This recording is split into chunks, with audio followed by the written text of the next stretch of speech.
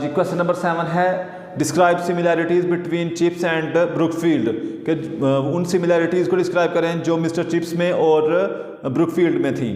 तो इसका आंसर होगा mister chips and Brookfield grammar were perhaps made for each other. कह रहा है ऐसा लगता था कि शायद ब्रुकफील्ड और मिस्टर चिप्स जो हैं वो दोनों एक दूसरे के लिए बने हुए हैं। They had so many things in common, उनमें बहुत ज़्यादा चीज़ें जो थी ना वो कॉमन थी।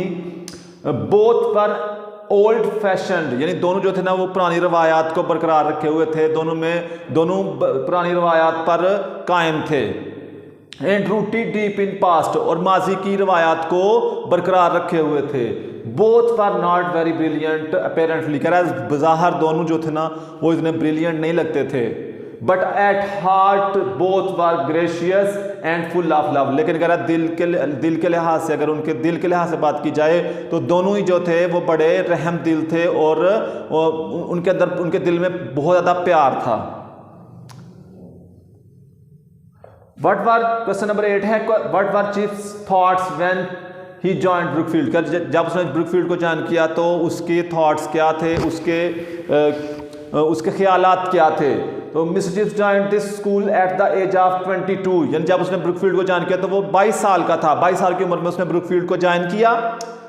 After 10 years he realised he could go nowhere to better himself, उसने कहा कि उसने 10 साल के बाद उसने महसूस किया कि वो इसके अलावा कहीं पे भी नहीं जा सकता, यानी कोई स्कूल उसको जो है ना वो कैरी नहीं करेगा, कोई स्कूल उसको जो है ना वो नहीं रखेगा, एज अ टीचर नहीं रखेगा।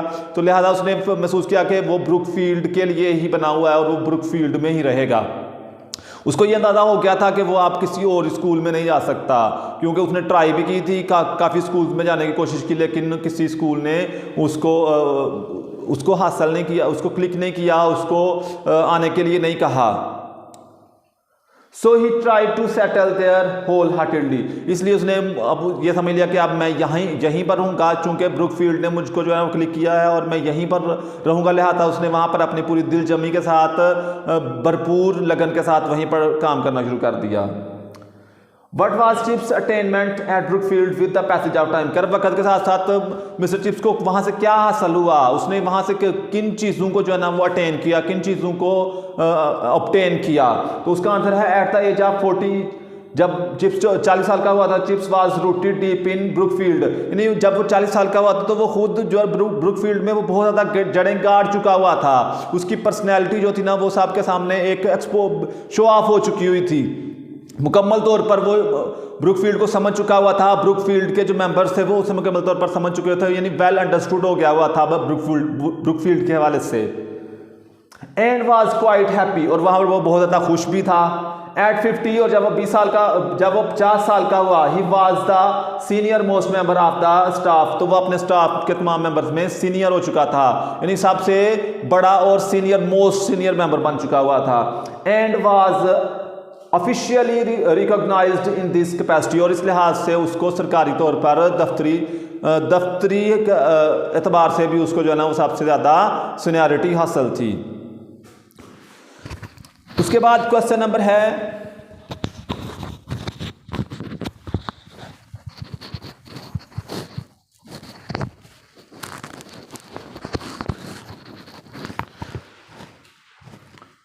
Question number 10, What was Chips status at Brookfield as a senior most member, के एज अ सीनियर मेंबर होने के नाते उसका वहाँ पर स्टेटस क्या था, वहाँ पर उसका मुकाम क्या था, कि अपने ब्रुकफील्ड के स्टाफ में बहुत ज़्यादा सीनियर होने की वजह से, मोस्ट सीनियर होने की वजह से, मोस्ट सीनियर स्टाफ होने की वजह से उसको वहाँ पर क्या मुकाम मिला था। मिस्टर चिप्स को ब्रुकफील्ड में मोस्ट सीनियर मेंबर होने के वजह से, मिस्टर चिप्स को ब्रुकफील्ड में मोस्ट सीनियर स्टाफ होने की वजह से की हैसियत से क्या मुकाम मिला। मिस्टर चिप्स को ब्रुकफील्ड में मोस्ट सीनियर स्टाफ होने की हैसियत से क्या मुकाम मिला। As a senior most member of staff he himself was Brookfield, कह रहा है as a senior most member of staff he himself was Brookfield, कह रहा है उसको ये मुकाम मिला कि वो खुद एक ब्रुकफील्ड की शक्ल इख्तियार कर चुका हुआ था, यानी वो इतना ज़्यादा वेल अंडरस्टूड हो चुका हुआ था, उसकी ब्रुकफील्ड के मेंबर्स के साथ, ब्रुकफील्ड के साथ इतनी ज़्यादा वेल अंडरस्टैंडिंग हो चुकी हुई थी कि अब उसके अंदर वो खुद एक ब्रुकफील्ड बन गया हुआ था। He was the guest of honor at all Brookfield boys dinners. He was the guest of honor at old Brookfield boys. He was the guest of honour at the old Brookfield boys dinner के, यानी कि उसकी ये हैसियत हो गई हुई थी, उसका ये ऑनर हो चुकी हुई थी वहाँ पर, उसका ये मुकाम बन गया हुआ था कि वो पुराने ब्रुकफील्ड के स्टूडेंट्स के शाम के खानों में एज अ चीफ गेस्ट उसको इनवाइट किया जाता था। The court of appeal in all matters, यानी उसको जो है ना वो तमाम मामलात में एक सरबराह के तौर पर, एक जज के तौर पर कंसीडर किया जाता था। At the age of 65 he retired in the most honourable way, और 65 साल की उम्र में उसको बड़े बेहतर अंदाज में, बड़े ऑनरेबल वे में, बड़े मुअज़्ज़ज़ तरीके के साथ उसको रिटायरमेंट दी गई।